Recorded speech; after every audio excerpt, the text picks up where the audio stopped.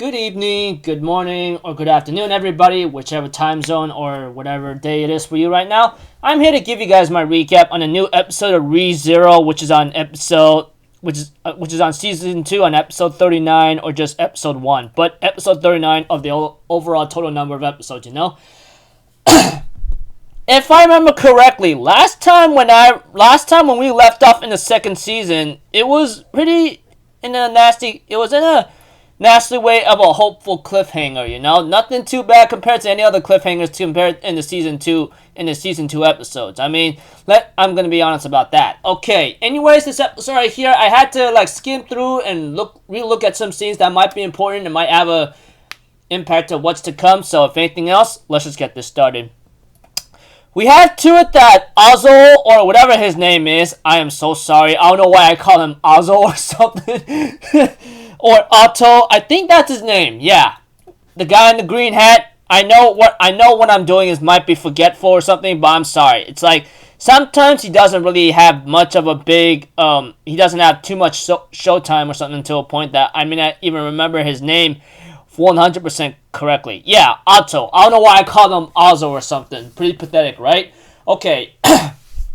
We have to it that Otto ends up having to tell Subaru to knock it off and tell me what's up, man. I'm sick and tired to think that you're trying to handle this all by yourself, etc. Why not ask people for help? And Subaru explains that I tried, I did, and it never worked out. Nothing works out. It all failed miserably. And Otto's like, you never asked me for help as a friend. What's wrong with you, huh? And that kind of thing. And by that time, even though Subaru seems reluctant to tell Otto everything because he may not believe me in the first place. And Otto's like, okay then, tell me everything you know. And then we can start talking things out. And then maybe I'll give you my answer what's up, okay? And we have to it that Subaru, after talking with Otto, we get a scene switch with Subaru talking to Rosewald saying, I want to make a bet with you. If I could save the mansion and the sanctuary, you are to help Emilia 100% all the time to make sure she goes up to royalty as being a king or a queen or something of a certain country. You guys know what I'm talking about. If you guys been keeping me up with ReZero from the very beginning up until now, you know what I'm talking about. Those who haven't and is confused as hell, not my fault. I'm sorry. I'm not going to go back on that. Alright? That aside, Rosewell decides to take on Subaru's bet and decides to give him a hint that in 3 days, the sanctuary and the mansion will be attacked in 3 days' time. I'll give you that hint. And we have two that Subaru, on the other hand, will take that on. And then we have two that Ram ends up talking to Subaru for a bit. And someone gives a politeful insult telling him, I can't believe you actually decided to do this. So I'm going to tell you right now, I'm not going to betray Rosewell, even if it is on him or something, blah, blah, blah, whatever the case may be. And we have two that Subaru talks with Otto about what's the next part of the plan. And we have two that Subaru decides to talk to Ryuzu at the crystal chamber of that same pink-haired body witch whatsoever. And we get to know that Ryuzu is actually this Ryuzu that he's talking to is Ryuzu Arma, which apparently there's actually 4 of them. There's Ryuzu Bilma, and then there's that other Ryuzu whatsoever. Whatever the case may be, Subaru confused Ryuzu Arma as the one is against the idea of liberating the sanctuary, that kind of thing. But Arma, the Ryuzu Arma that Subaru's talking right now in this episode says, no, I'm not against that. And Subaru's like, hold up, am I crazy and is this gone out of control? And we had two that this Ryuzu Arma explains to Subaru what's up about there's 4 copies that's representatives or in the position of looking over things, etc. or supervisors, as their body is their body is not made of flesh and blood, it's made like spirit energy whatsoever, like spirits, Spirits and ReZero, etc. You know what I'm talking about. If you've been up to date with ReZero from the very beginning up until now, you'll get the idea. That aside, we have to it that one of them just lost their whatchamacallit position as a supervisor, or I don't know, whatever the case may be. And that one is Ryuzu Shima, the one that always hangs out with Garfield, etc. She violated some kind of terms of what she did and said she broke the rules to bring back someone, and that's young Gar, and it's Ryuzu Shima, Ryuzu Shima knows something about Garfield that none of the other Ryuzus knows, etc.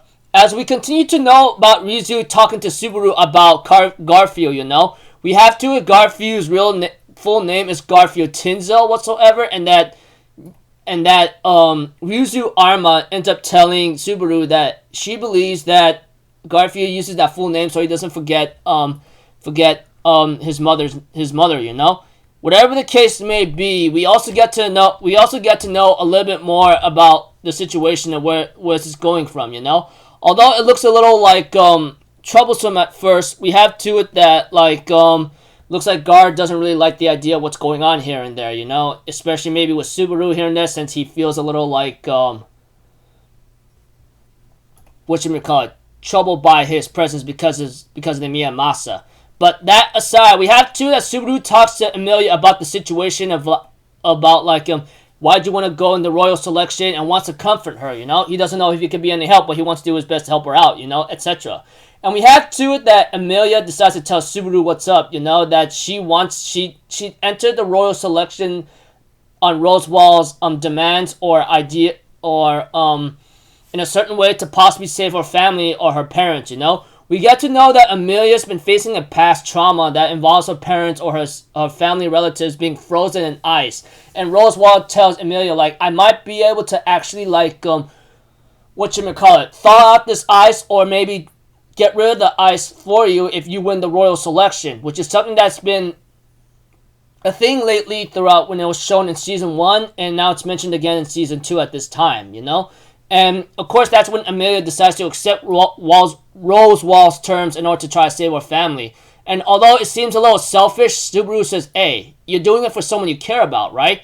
It's only natural that you do it for someone that you love or care about, etc., And we had to it that it looks like to me, Subaru wants to do something to try to talk to Puck, and he ends up getting Puck to come out and talk to him, And it looks like to me, this might be one of the things that Subaru wanted to happen, because whatever the case may be, it looks like Subaru was talking to Puck about what's up here and there.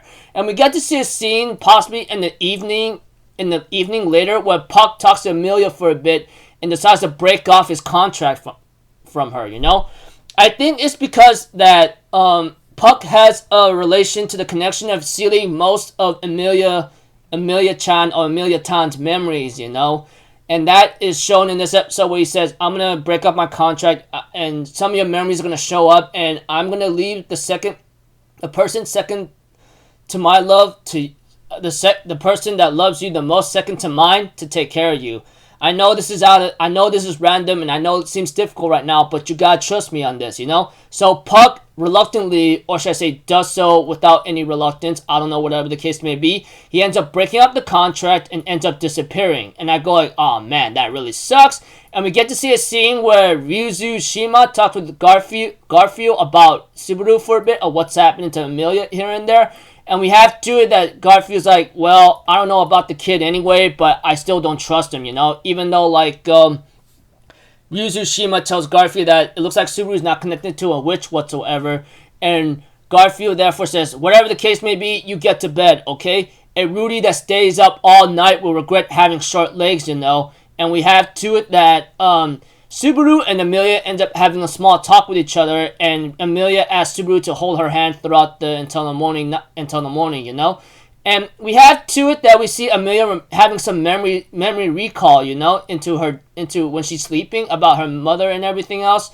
And we see to it everybody, Ram, even Garfield's wondering what's going on here and there and trying to look for Emilia, Garfield, on the other hand, tries to find Ryuzu Shima and tries to look for her. But unfortunately, he ends up going to the same chamber that Subaru knows, and he ends up having to, trying to get to Ryuzu Shima to get her to help out or something, But unfortunately, Otto, on the other hand, decides to distract Garfield and decides to have a little small talk with him, with Ryuzu Shima in his presence with him, But unfortunately, that is not the case. which really sucks. Whatever it is right now, Otto is in a freaking nasty room with Garfield, which we all know how deadly Garfield is, you know? I mean, we've seen how he is throughout the first half of the season 2.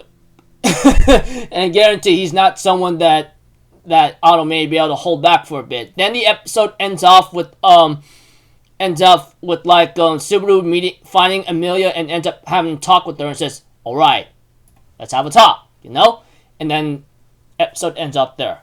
So it looks like to me we're in a hopeful cliffhanger, you know? I mean, it looks like to me things are starting to look nice and well for Subaru himself, but whatever the case may be, Subaru's gonna try to help Amelia maybe bypass the first trial whatsoever and maybe help Amelia and get over her trauma, whatever the case may be. Because it looks like to me she can't seem to get by the first trial whatsoever, you know, and etc.